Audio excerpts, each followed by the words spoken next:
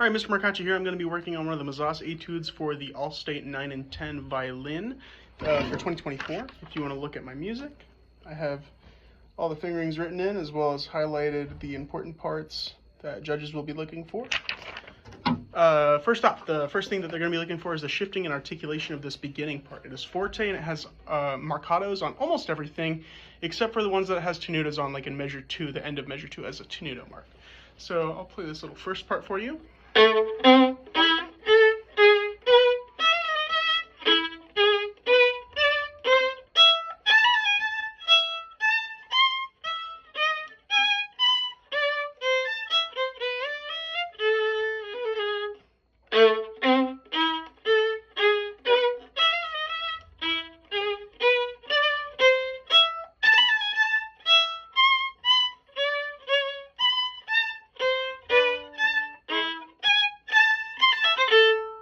Great, so the biggest thing in that whole section is to make sure that your intonation is correct, like in measure 2 with these.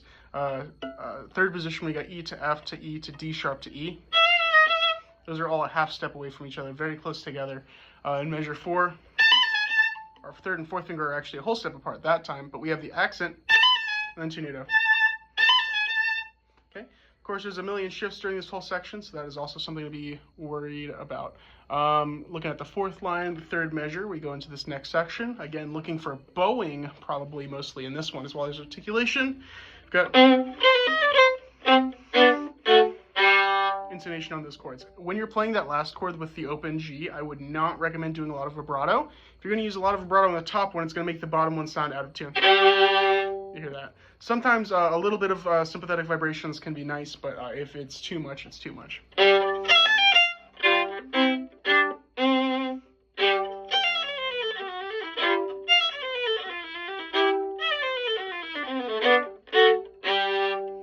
So that whole little section there, we have an accent on the first one with an up bow, which is very challenging. Etudes are meant to challenge you. So we start lots of weight in the tip of the bow.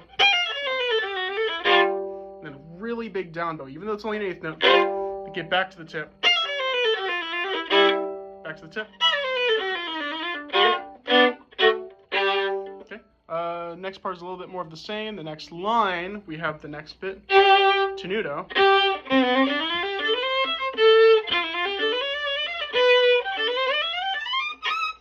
That whole section. So the tenuto means that you're supposed to play it that for its full value. So you're allowed to hold it longer than the other ones.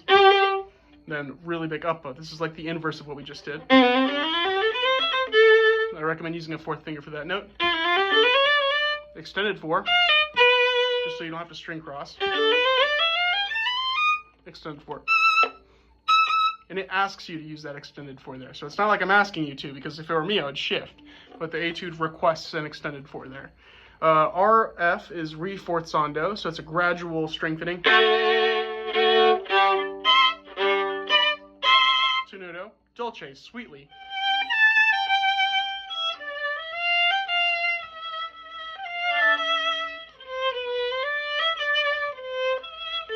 Shift.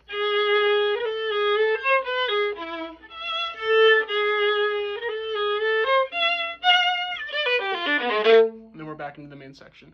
That little that accent, make sure you get that in there, and then this crescendo, and then we're back.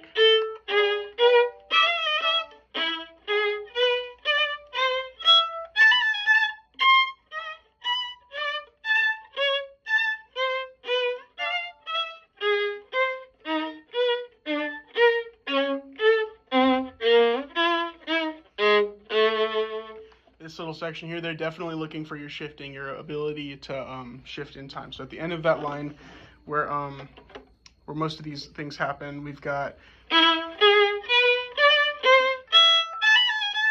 then this next little section here with this C going to D sharp. It's in third position, high 1, 2, regular 1, first position 3, high 2, 3 again, low 2, 1, third position 3, 2, high 1, 4, high 2, 3, regular 2, low 3, and then it wants 1.5 position 2, and then third finger for A, then 2, and then first finger is supposed to play B flat. If If you are uncomfortable playing a first finger for B flat, I am too. You could just shift down to a low 2 for that B flat before the F. Then we come to another dolce section, a recap of the first time.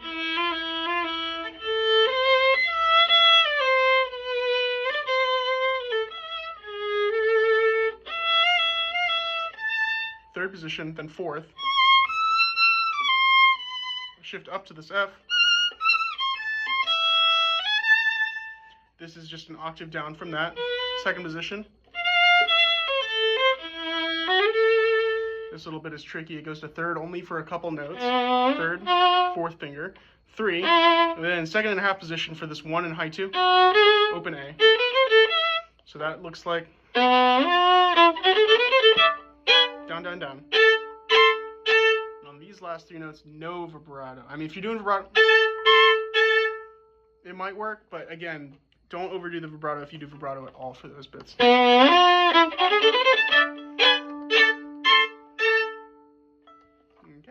that should cover everything. When you're practicing this, especially with these 16th note passages, I would definitely recommend working it in little chunks, like literally 4 notes at a time. And then add a couple of notes.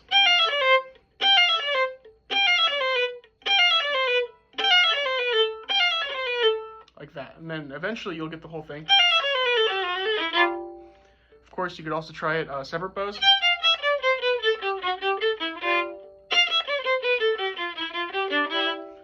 Separate bows definitely, and also metronome work. Intonation for these separate marcato notes.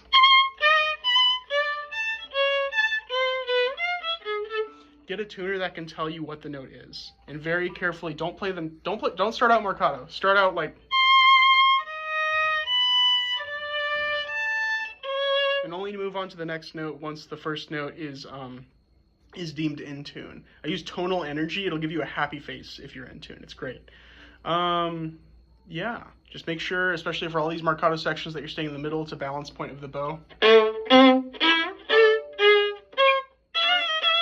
Yeah, don't want to overdo it. Good luck.